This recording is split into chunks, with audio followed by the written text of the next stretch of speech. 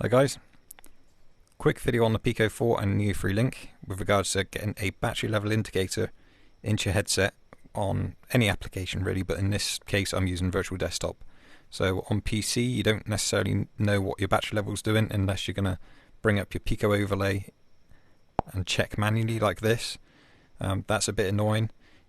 You can actually import an overlay statistic like this from the Pico metrics tools, and that will use any stats you want to display, but on PC you don't need to know anything other than your battery really. And why I suggest doing it like this is because you don't really know what your battery level is doing unless you are manually checking all of the time.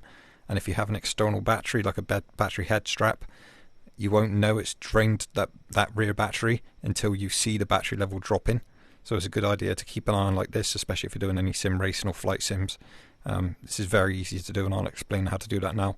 So you can disable this at any point by basically getting into developer settings and disabling the metrics HUD. That gets rid of it here, and then when I enable it, it's going to bring up what I set, but it will ask me to exit and continue. You just need to click cancel at that point. So to set this up, I'm going to have to exit virtual desktop here. I'm going to go into the system settings, go to general, go to about, and go down to, I believe it's software version. Just keep clicking this, and what you notice is mine has actually disappeared here. So you keep clicking the software version and it will bring up your developer tab, and then the metrics will appear in here. Now when you enable it from the system settings like this, it will bring you up to the main setup menu. It's more than likely going to be, if I set this all back to default, it's more than likely all going to be this stats that come up normally. You can change this however you want by going into stats here.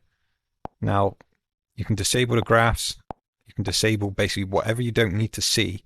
So in the case of virtual desktop, all I really want to look at is the battery level, and then it displays way over in the corner here, so I can go back to settings, and you've got a few options here. You can shift a straight line across each eye.